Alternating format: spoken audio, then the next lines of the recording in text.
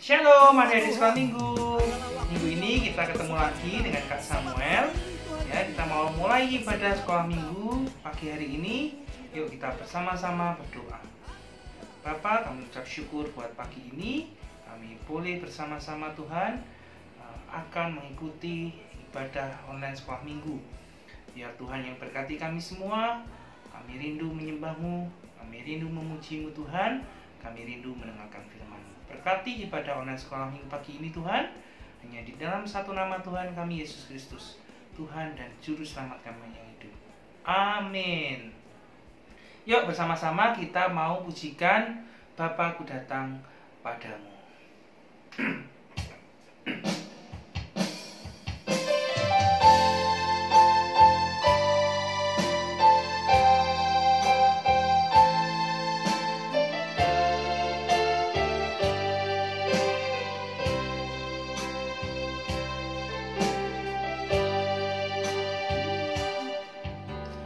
Bapa-Ku datang padamu, naikkan ucapan syukur atas kasih anugerah-Mu yang indah setiap hari. Pagi hari, siang hari, sore dan malam hari, tak hentinya mengucap syukur atas kebaikan-Mu.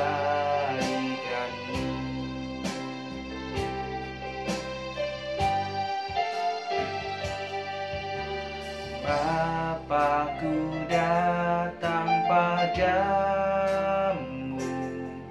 naikkan ucapan syukur atas kasih anugerah-Mu yang indah setiap hari. Pagi hari, siang hari, sore dan malam hari, tak hentinya mengucap syukur atas kebaikan-Mu. Pagi hari, siang hari, sore dan malam hari, tak hentinya mengucap syukur atas kebaikan-Mu.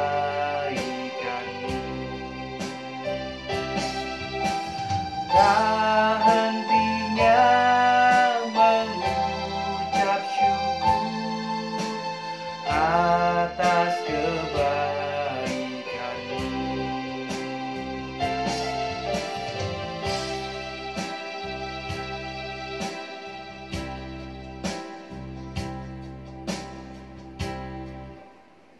Shalom adik-adik. Yuk kita mau lanjutkan pujian kita pagi ini. Kita mau bersama-sama menyanyi, kita mau bersama-sama memuji Tuhan, kita mau bersama-sama meninggikan nama Tuhan. Bersuka di dalam Tuhan.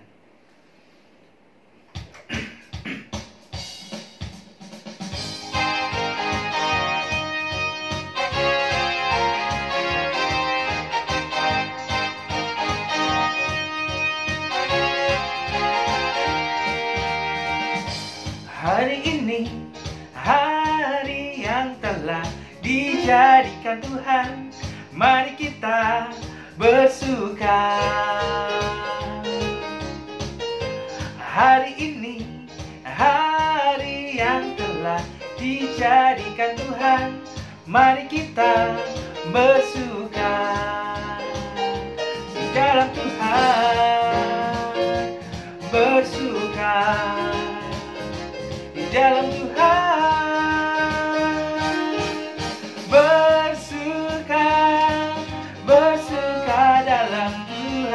mari bersukacitalah, bersuka dalam Tuhan. Sekarang bersukacitalah. Yuk kita mau bersama-sama bersuka di dalam Tuhan. Kita nyanyikan pujian ini sekali lagi.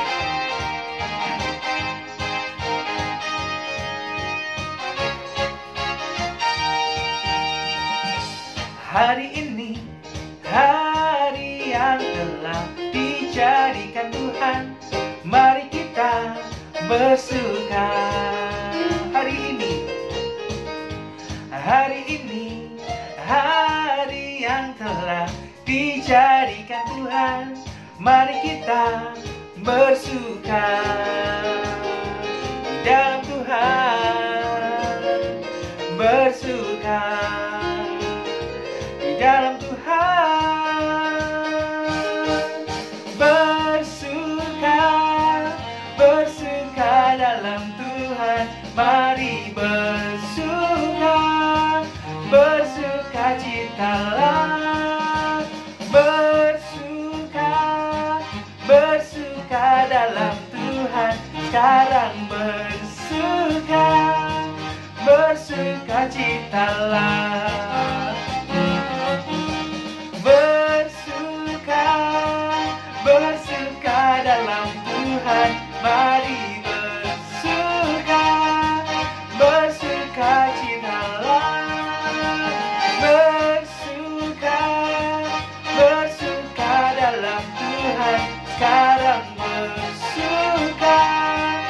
bersukacitalah, sekarang bersuka, sekarang bersukacitalah.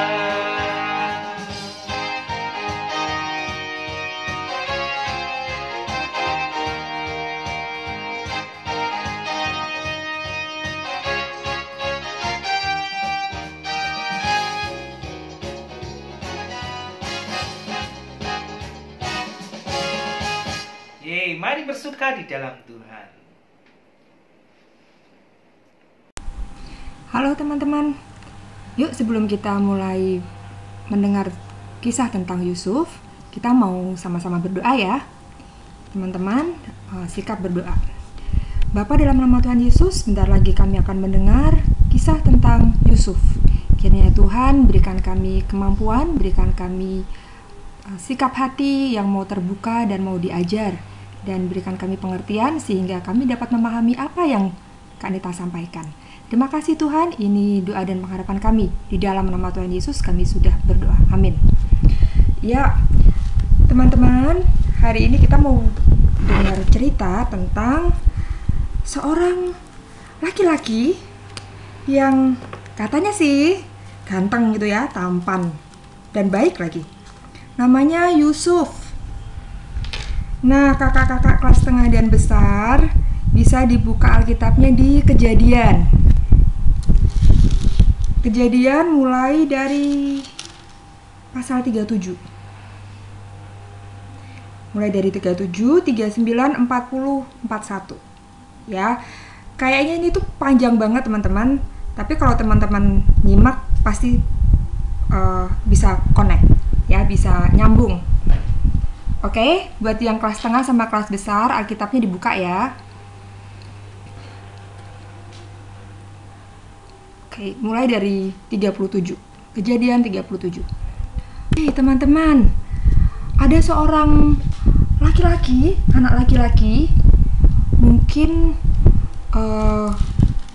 sekolahnya tuh kelas 2 SMA kali ya. Umurnya tuh 17 tahun, teman-teman. Umurnya tuh 17 tahun. Nah, namanya itu Yusuf. Tuh yang pakai jubah warna-warni ini. Nah, dia tuh pakai jubah warna-warni ini karena dia dibeliin sama ayahnya, sama bapak ini. Bapaknya namanya Pak Yakub. Siapa namanya? Pak Yakub. Anaknya namanya Yusuf. Karena Pak Yakub ini sayang sekali sama Yusuf dan paling disayang daripada ke-11 saudaranya, maka Yusuf ini dibeliin baju yang bagus sama Pak Yakub. Wah, teman-teman pasti senang ya kalau dibeliin baju yang bagus gitu ya. Apalagi warna-warni kayak gini, wah keren ya. Nah, karena si Yusuf itu disayang sama papahnya, sama Pak Yakub tadi, itu membuat kakak-kakaknya, saudara-saudaranya ini nggak suka, teman-teman. Mereka tuh iri, cemburu gitu ya. Tuh kok si Yusuf kok disayang sih? Kok aku diperlakukan biasa-biasa saja gitu ya. Mau dibeliin baju baru lagi, bajunya bagus lagi. Nah, itu tuh membuat saudara-saudaranya itu, ada 11 saudaranya, teman-teman. Saudara-saudaranya itu iri gitu kan. Terus jadi nggak suka sama Yusuf. Nah, kalau udah iri nggak suka itu mesti pikirannya jelek terus ya. Terus suatu hari si Yusuf ini, dia tuh dikasih karunia sama Tuhan, bermimpi, teman-teman. Bermimpi dan menafsirkan mimpi atau mengartikan mimpi. Teman-teman pernah nggak misalnya mimpi giginya patah, giginya potol gitu ya, tanggal, gigi atas apa gigi bawah gitu. Itu kata orang-orang sih, itu tuh ada artinya loh, teman-teman. Tuh, terus misalkan mimpi ketemu orang yang sudah meninggal gitu ya, itu juga ada artinya katanya. Ya, nah Yusuf itu dia punya karunia untuk menafsirkan mimpi. Nah, karunia itu dari siapa? Dari Tuhan. Suatu hari si Yusuf ini bermimpi. Terus dia cerita sama ayahnya. Dia cerita sama kakak-kakaknya. Dia bilang gini. Ini ayat 6 ya. Kejadian 37 ayat 6, kakak-kakak.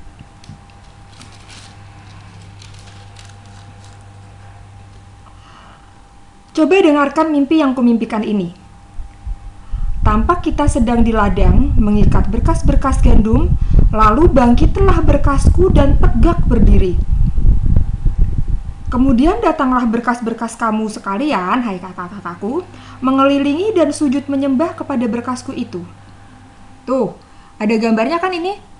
Ini yang berdiri tegak ini gandumnya si Yusuf.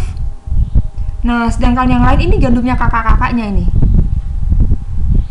Dan mereka gandum kakak-kakaknya ini sujud menyembah si gandumnya Yusuf yang berdiri tegak itu. Terus kakak-kakaknya makin benci ya teman-teman sama Yusuf. Gitu. Apalagi dia bilang, si Yusuf bilang gini, "Oh, gandum-gandummu itu rebah semua sama gandumku yang berdiri tegak," gitu ya. Terus kakaknya dia bilang gini, "Heh, maksudmu apa? Apakah engkau ingin menjadi raja atas kami?" Gitu. "Kamu tuh anak kecil tahu apaan," gitu ya. Terus nggak selesai sampai di situ loh. Si Yusuf ini juga kita mimpinya yang lain. Wow, dia tuh dreamer ya teman-teman, pemimpi ya. Dia bilang begini, ayat 9. Lalu ia memimpikan pula mimpi yang lain. Dia bilang, si Yusuf, "Aku bermimpi tampak matahari," ini ada matahari, "bulan, dan 11 bintang sujud menyembah kepadaku." 11 bintang ini adalah 11 saudara-saudaranya, teman-teman. Ya. Itu, tampak matahari, bulan, dan 11 bintang sujud menyembahku.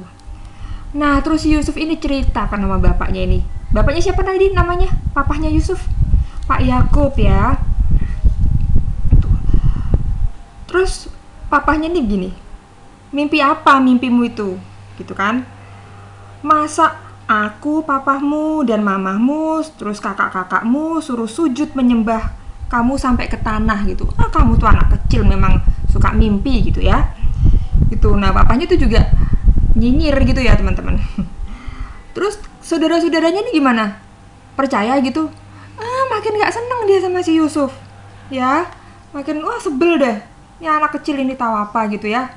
Terus karena gak seneng, suatu hari si bapak Yakub ini menyuruh Yusuf untuk menengok kakak-kakaknya yang sedang menggembala domba. Jadi kakak-kakaknya itu kerjanya mereka mengembala kambing ya, mengembala domba. Terus karena kakak-kakaknya ini gak suka sama Yusuf, mereka bilang begini, mereka berdiskusi nih, ngobrol. Saudara-saudara, gimana nih kalau kita kerjain aja si Yusuf? Itu aku tuh sebel ya sama dia, aku tuh iri sama dia. Dia tuh kayak jadi anak kesayangan papa gitu loh. Sedangkan kita ya disuruh kerja aja begini, gitu kan? Mana pernah kita dibeliin baju, kan nggak pernah. Gitu. Terus saudara-saudaranya nih bahkan tuh hampir membunuh loh teman-teman, hampir membunuh Yusuf. Wah kejam ya. Tapi ada salah satu kakaknya namanya Ruben, itu dia masih sayang sama Yusuf. Dia bilang begini, jangan dibunuh, jangan disakitin gitu ya. Gini aja, aku juga sebel sama Yusuf. Kita kerjain dia aja, kita bikin dia sengsara aja, tapi jangan dibunuh ya. Karena si Ruben ini masih sayang sama Yusuf gitu. Terus gimana caranya? Masukin aja ke sumur. Kita cari sumur yang kering, yang nggak ada airnya. Kita masukin situ, ya. Terus jubahnya kita ambil. Gitu. Oh gitu? Ya, yuk. Si Yusuf datang, teman-teman. Yusuf datang. Akhirnya bener begitu datang, jubahnya yang baju tadi, jubahnya yang keren tadi, yang colorful tadi, diambil, dilepas sama kakak-kakaknya. Terus Yusuf, ditaruh, dimasukin ke sumur yang gelap. Tuh lihat tuh, sumurnya nggak ada airnya ya. Kalau ada airnya pasti tenggelam, bisa meninggal ntar ya. Terus dimasukin ke sumur yang kosong tadi teman-teman, gelap sekali. Kalau teman-teman pernah lihat sumur, dibawain makanan nggak? Dibawain jajan nggak? Enggak. Dibawain air minum nggak? Enggak. Jadi di atas tuh kakak-kakaknya pada makan, pada minum, pada ngobrol. Si Yusuf ini dengar teman-teman, tapi dia nggak bisa makan, dia nggak bisa minum karena nggak dikasih makan sama minum gitu ya. Terus dia teriak-teriak nggak minta tolong? Pasti minta tolong. Ditolongin nggak? Ya jelas enggak ya. Jadi kakak-kakaknya cuek aja. Emang kakak-kakaknya itu sebel sama Yusuf, pengen ngerjain si Yusuf. Nah, terus ketika si Yusuf ini masih ada di dalam sumur itu, datanglah orang kaya ya, saudagar, seorang kaya dari Midian. Terus si orang kaya ini, itu kan mesti dia bawa macam-macam tuh, bawa harta benda tuh ya, bawa harta benda. Nah kakak-kakaknya ini, mereka bersepakat menjual Yusuf ke orang yang kaya tadi, orang Midian tadi. Saya bilang, Pak, ini udah nih, harta bapak bawa sini, tak tuker sama saudaraku. Namanya Yusuf, tuh anak kecil itu yang ada di bawah, yang ada di dalam sumur itu.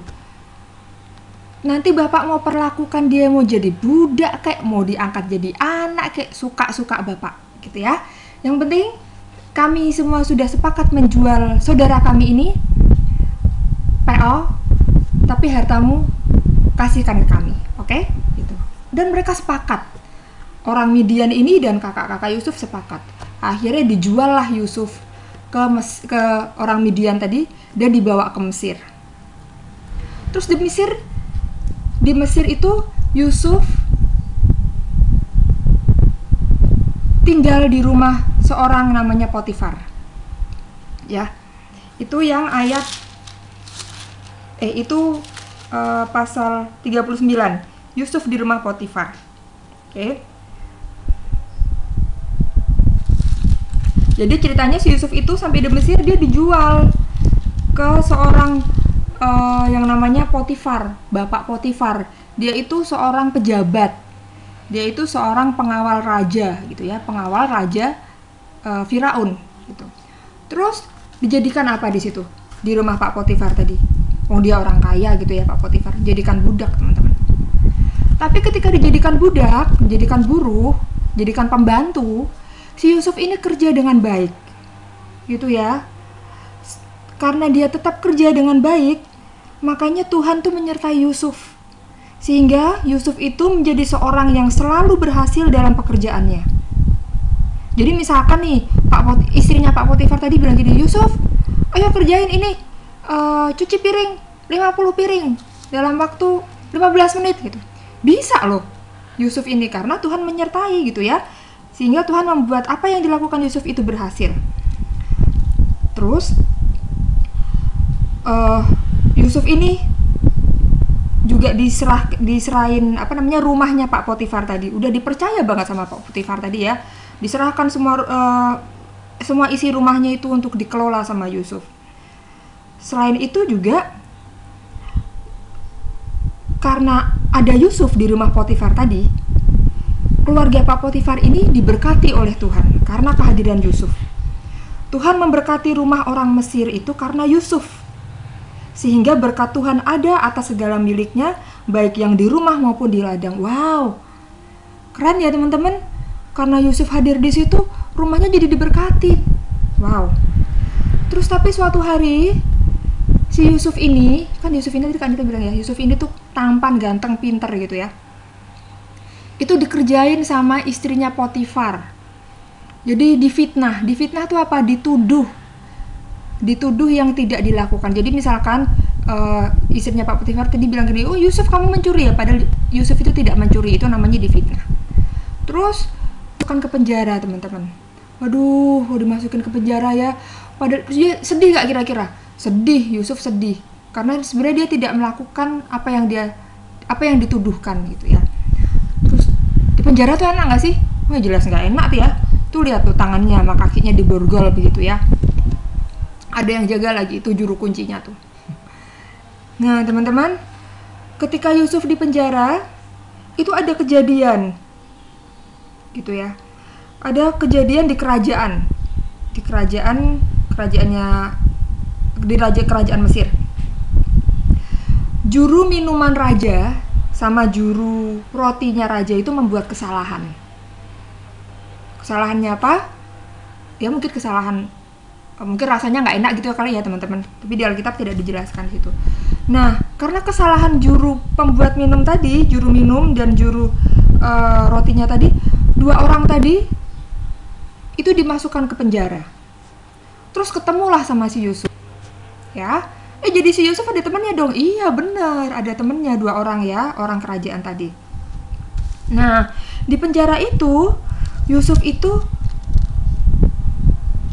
disayang, disukai sama kepala penjaranya.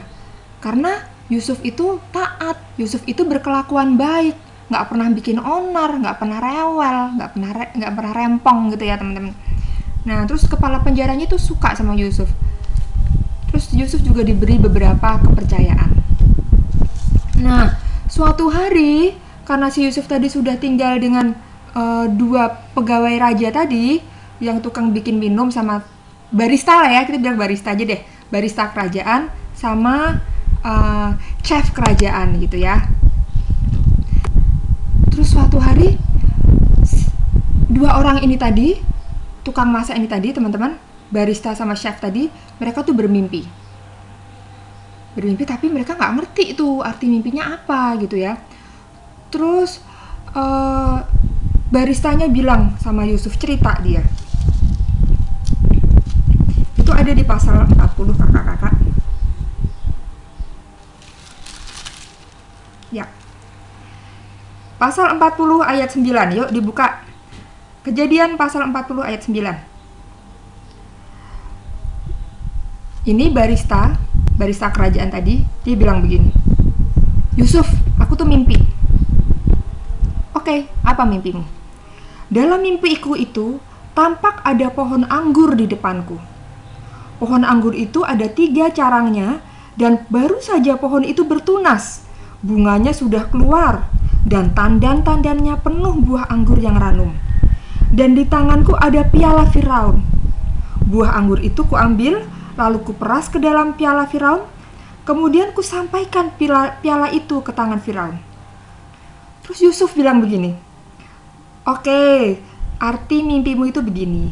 3 carang ini, oke, 3 carang itu artinya 3 hari. Nah, dalam 3 hari ini, Firaun akan meninggikan engkau dan mengembalikan engkau ke dalam pangkatmu yang dahulu, dan engkau akan menyampaikan piala ke tangan Firaun seperti dahulu kala, ketika engkau menjadi juru minumannya, menjadi baristanya. Oh, jadi dalam 3 hari ini, si barista ini akan diundang lagi ke istana. Terus dikasih jabatan yang lama sebagai barista kerajaan. Wah, bangga ya teman-teman. Akhirnya dia tidak kehilangan pekerjaannya. Ya, tuh. Oke, Terima kasih, kita lihat saja ya nanti apa yang terjadi dalam 3 hari ke depan. Berikutnya, chef roti ini ya. Dia cerita, aku juga mimpi loh Yusuf. Oke, apa mimpimu? Tampak aku menjunjung 3 bakul berisi panganan. Ayat 16 ya teman-teman. Dalam bakul atas ada berbagai-bagai makanan untuk Firaun, buatan juru roti. Tetapi burung-burung memakannya dari bakul yang di atas kepalaku. Nih ada 3 bakul isinya panganan. Tetapi burung-burung yang lewat itu nih memakan bakul-bakul yang ada di atas kepalanya si pembuat roti ini, pembuat kue ini gitu ya. Terus Yusuf mikir, aduh, arti mimpimu gitu ya. Si Yusuf bilang begini, ini ya artinya tuh gini. Ketiga bakul itu artinya 3 hari. Dalam 3 hari ini Firaun akan meninggikan engkau tinggi ke atas. Tetapi dia itu meninggikan engkau karena dia menggantung engkau pada sebuah tiang. Dan burung-burung akan memakan dagingmu dari tubuhmu. Ih, mengerikan ya teman-teman. That's so creepy gitu ya. Beda ya mimpinya barista tadi sama mimpinya chef kue ini ya teman-teman. Nah, akhirnya bener. Dalam 3 hari itu, di hari ketiga Firaun memanggil 2 orang ini tadi yang ada di penjara itu. Oke. Tapi Yusuf tadi pesan sama yang barista tadi, bapak barista tadi. Dia bilang begini, nanti kalau kamu udah ada di istana, kamu udah dapat pekerjaanmu lagi, posisimu sebagai barista di kerajaan, kamu tolong ya bilang sama Raja Firaun, tolong suruh ngeluarin aku, minta ngeluarin aku, karena aku tuh ada di penjara bukan karena kesalahanku gitu loh, dan aku di sini menderita gitu ya. Tolong ya, aku titip ya gitu. Kalau aku di penjara karena aku salah, aku bisa terima gitu, tapi karena aku nggak melakukan kesalahan, jadi aku sedih di sini gitu ya. Oke, gitu. Dia bilang begitu aja si barista tadi. Terus ketika Raja Firaun udah mengundang 2 orang ini tadi ke istana dan mengadakan perjamuan bagi mereka, barista tadi tuh melupakan apa yang dikatakan Yusuf. Waduh, jadi Yusuf tetap ada di penjara teman-teman. Sampai berapa tahun? Sampai 2 tahun, coba bayangin. Waduh, itu tuh lalai apa sengaja ya? Nah, sekarang ke ayat 41. Setelah lewat 2 tahun, setelah lewat 2 tahun, bermimpilah Raja Firaun. Oke. Raja Firaun itu bermimpi begini. Tampaklah dari sungai Nil keluar 7 ekor lembu yang indah, bangunnya dan gemuk badannya, lalu memakan rumput yang di tepi sungai itu. Kemudian tampaklah juga 7 ekor lembu yang lain yang keluar dari dalam sungai Nil itu. Buruk bangunnya, kurus badannya, lalu berdiri di samping lembu-lembu itu tadi, di tepi sungai itu. Lembu-lembu yang buruk bangunnya dan kurus badannya itu memakan 7 ekor lembu yang indah bangunnya dan gemuk itu. Terus si Firaun tadi tuh terbangun teman-teman. Terus si Firaun ini kan bingung, ini artinya apa ini mimpiku ini ya? Karena dia percaya bahwa setiap mimpi itu ada artinya gitu. Terus Raja Firaun tadi cerita sama baristanya tadi. Dia cerita bahwa dia mimpi seperti tadi ya, ada 7 ekor lembu keluar dari sungai Nil. Tapi lembu itu tuh ada yang gemuk, ada 7 juga yang kurus kering gitu ya. Terus yang kurus kering tadi memakan daging-daging lembu-lembu yang gemuk. Itu artinya apa ya? Aduh, aku tuh galau gitu ya, gelisah gitu. Terus bapak barista tadi bilang begini sama Raja, Raja, aku tuh kayaknya perlu menyebutkan kesalahanku yang dahulu. Apa sih? Gitu. Aku tuh dulu pernah dipesenin sama seorang namanya Yusuf. Dia tuh di penjara. Dulu dia di penjara sama aku waktu aku berbuat kesalahan itu. Dan dia bisa menafsirkan mimpi, mengartikan mimpi. Dan yang aku impikan setelah dia mengartikan, itu kejadian beneran loh Raja. Terus dia pesan gini, nanti kalau kamu sudah kembali ke istana, tolong ya bilang sama Raja Firaun ya, tolong minta membebaskan aku dari penjara ini, karena dia itu di penjara bukan karena kesalahannya dia. Nah aku tuh gak cerita sama Raja, itulah kesalahanku Raja gitu. Terus Raja Firaun berpikir, akhirnya Raja Firaun tadi menyuruh memanggil Yusuf yang di penjara tadi. Sudah, Yusuf dipanggil diundang ke penjara teman-teman. Diundang ke kerajaan. Diambil dari penjara, diundang ke kerajaan. Terus Raja Firaun bilang begini, kamu yang namanya Yusuf? Iya betul Paduka gitu ya. Katanya kamu tuh penafsir mimpi. Itu semua karena karunia dari Tuhan. Oke, sekarang begini, saya tuh bermimpi. Tadi ya ada 7 ekor lembu yang gemuk dan 7 ekor lembu yang kurus, dan yang kurus tadi memakan daging-daging lembu yang gemuk. Artinya apa? Yusuf berpikir. Terus Yusuf bilang begini, Kejadian 41 ayat 25. Kedua mimpi tuanku Firaun itu sama. Allah telah memberitahukan kepada tuanku Firaun apa yang hendak dilakukannya. Ketujuh ekor lembu yang baik itu ialah 7 tahun, dan ketujuh bulir gandum yang baik itu ialah 7 tahun juga. Kedua mimpi itu sama. Maksudnya akan ada 7 tahun kelaparan dan 7 tahun kelimpahan. Oke, ayat 29. Ketahuilah Tuanku, akan datang 7 tahun kelimpahan di seluruh tanah Mesir. Kemudian akan timbul 7 tahun kelaparan. Jadi akan ada 7 tahun kelimpahan dulu, tapi setelah itu akan ada 7 tahun kelaparan. Nah, maksud Tuhan begini, Tuanku Firaun, sebaiknya Tuanku Firaun mencari seorang yang berakal budi dan bijaksana, yang pintar dan bijaksana gitu ya, dan mengangkatnya menjadi kuasa atas tanah Mesir. Baiklah juga Tuanku Firaun berbuat begini, yakni menempatkan penilik-penilik atas negeri ini, dan dalam ke-7 tahun kelimpahan itu memungut 1/5 dari hasil tanah Mesir.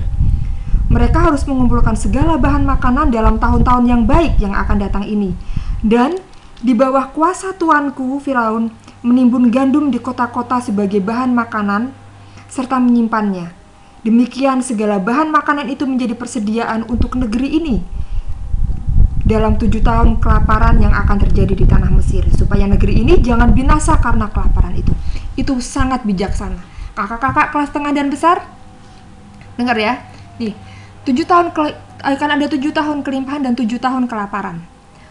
7 tahun kelimpahan itu digunakan untuk bekerja keras, untuk menabung, beli bahan makanan.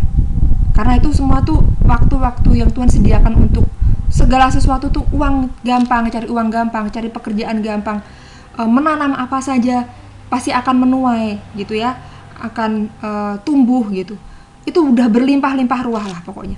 Tapi kita nggak boleh lengah gitu ya. Harus nabung, harus disimpan gitu. Untuk persediaan, untuk cadangan, untuk celengan 7 tahun kelaparan berikutnya. Jadi ketika musim kelaparan itu, bangsa Mesir ini mereka tidak kelaparan karena mereka punya persediaan makanan. Paham ya? Nah, itu artinya. Nah, itu hanya bisa dilakukan oleh orang-orang yang punya pemikiran yang brilian, yang punya strategi. Itu tuh strategi, teman-teman. Ya, jadi hidup tuh nggak enak-enakan terus gitu ya. Hidup tuh nggak ketika kelimpahan ya udah foya-foya gitu, enggak. Tapi dia harus menabung untuk cadangan gitu ya. Nah, setelah itu usulnya Yusuf ini itu kan dari Tuhan ya teman-teman. Tafsiran mimpi Yusuf itu dari Tuhan. Raja Firaun setuju. Usul itu dipandang baik oleh Raja Firaun dan oleh semua pegawai Raja Firaun. Lalu berkatalah Firaun kepada para pegawainya, "Mungkinkah kita mendapat orang seperti ini, seorang yang penuh dengan roh Allah?" Kata Firaun kepada Yusuf, "Oleh karena Allah telah memberitahukan semua ini kepadamu, tidaklah ada orang yang demikian berakal budi dan bijaksana seperti engkau. Engkaulah menjadi kuasa atas istanaku, dan kepada perintahmu seluruh rakyatku akan taat. Hanya takhta inilah kelebihanku daripadamu. Setelah itu, Raja Firaun melantik Yusuf sebagai untuk punya kuasa atas seluruh tanah Mesir. Ya, dan Yusuf diangkat. Yusuf menerima promosi dari Raja Firaun ini untuk memimpin bangsa Mesir. Begitu teman-teman. Kenapa? Karena Yusuf seorang yang taat. Yusuf seorang yang tidak cuman baik ya. Yusuf itu orang yang takut akan Tuhan, yang taat. Taat itu nurut dan setia sama Tuhan. Dan Tuhan menyertai setiap anak-anak Tuhan, setiap anak-anaknya yang mau taat, yang mau takut, yang mau setia sama Tuhan. Tuhan gak cuman menyertai kita semua yang takut dan taat akan sama Tuhan loh, tapi Tuhan juga membuat apa yang kita kerjakan itu berhasil, seperti apa yang dikerjakan oleh Yusuf. Gak ada yang gagal, semuanya berhasil teman-teman. Tapi dia harus bayar harga, dia harus taat sama Tuhan. Oke, caranya bagaimana? Kita harus berdoa, rajin berdoa, mengucap syukur, bersukacita, dan berserah sama Tuhan. Ya, oke teman-teman, yuk. Dari kisah Yusuf ini kita mau belajar taat, kita mau belajar tetap berbuat baik sekalipun dia dijahatin oleh saudara-saudaranya. Ya, firman Tuhan juga mengatakan bahwa jangan balas kejahatan dengan kejahatan, tapi balas kejahatan dengan kebaikan. Kita semua mau ya meniru karakter Yusuf yang rendah hati, dan disitulah Tuhan menunjukkan betapa Tuhan mengasihi Yusuf dengan caranya Tuhan. Dari yang awalnya dibuang sama saudara-saudaranya, sekarang dia jadi pemimpin, jadi presiden, jadi raja atas Mesir. Oke teman-teman, yuk kita semua berdoa ya.